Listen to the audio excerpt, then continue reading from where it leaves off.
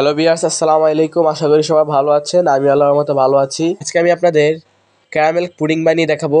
এই রেসিপিটি জানে না এমন কোনো মানুষ হয়তো পৃথিবীতে নেই। তো আমি কিভাবে পারফেক্ট একটি পুডিং তৈরি করি, খুব সহজে 10 মিনিটে রেসিপিটি আপনারা বানিয়ে নিতে পারবেন। তো ভাবলাম আপনাদের দেখিয়ে দিই। তো চলুন কথা না বেরিয়ে আপনাদের সঙ্গে দেখিয়ে দিই আমি কিভাবে এই পারফেক্ট পুডিংটি তৈরি করি। তো প্রথমে একটি মিক্সিং বলে 3টা ডিম ভালো করে ফেটিয়ে নিতে হবে। একটি হ্যান্ড উইচের সাহায্যে ঘুরিয়ে ঘুরিয়ে ভালো করে ফেটিয়ে নিতে হবে। ফেটিয়ে নেওয়া হয়ে গেলে যখন দেখবেন এমন একটু ফোম ফোম ভাব চলে এসেছে উপরে, ঠিক সে সময় বাকি উপকরণগুলো অ্যাড করতে হবে। আমি এখানে 1 কেজি দুধকে কমিয়ে আধা কেজি করে নিয়েছি এবং সেই দুধের সঙ্গে পরিমাণ মতো চিনি ও লবণ দিয়ে নিয়েছি। আপনারা আপনাদের মিষ্টি খাওয়ার ধরন অনুযায়ী চিনি ব্যবহার করবেন। এবার আমি দুধগুলোকে ভালো করে ছেঁকে দিয়ে দিচ্ছি যাতে করে কোনো ধরনের সর ডিমের মিশ্রণে না যায়, এতে করে পুডিংটা খুব পারফেক্ট হবে। দেখতে পাচ্ছেন আমি কীভাবে ছেঁকে নিচ্ছি। ছেঁকে নেওয়া হয়ে গেলে আপনারা চাইলে শর্টটি খেতে পারেন, চাইলে ফেলেও দিতে পারেন। দুধগুলো দেওয়া হয়ে গেলে এবার হ্যান্ডের সাহায্যে ডিমের মিশ্রণ ও দুধটাকে আরেকবার ভালো করে মিশিয়ে নিতে হবে। এবার এর মধ্যে অ্যাড করে দিচ্ছি একটু পরিমাণ ভ্যানিলা এসেন্স। এটা শুধুমাত্র ফ্লেভার জন্য, চাইলে আপনারা দিতে পারেন, আবার চাইলে নাও দিতে পারেন, এটা অপশনাল।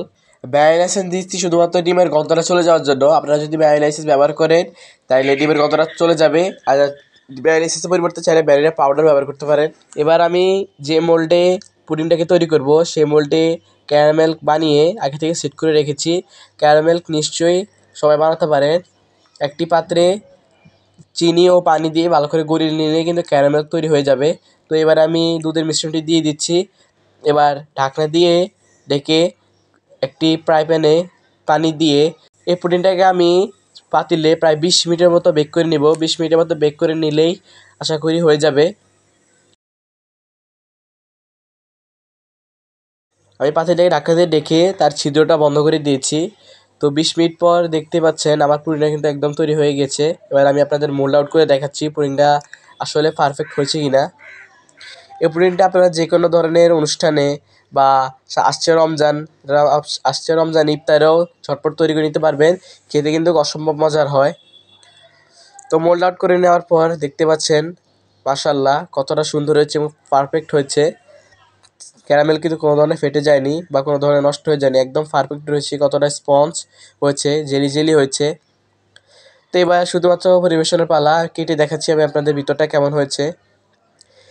আজ এ পর্যন্ত এই ভিডিওটা যদি একটু ভালো লেগে থাকে প্লিজ চ্যানেলটি সাবস্ক্রাইব করে আমাদের পাশে থাকতে পারেন।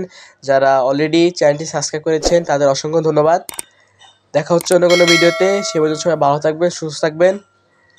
সবাইকে সালাম জানিয়ে আজকের ভিডিওটি এখানেই শেষ করছি। সবাইকে আসসালামু আলাইকুম।